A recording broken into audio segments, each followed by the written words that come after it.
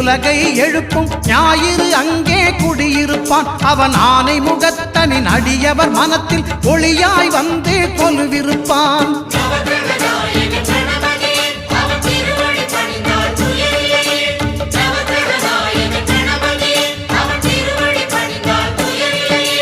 ஒன்பது கோளும் ஒன்றாய் காண அங்கு கற்பகம் என்னும் கடவுளின் மெய்யில்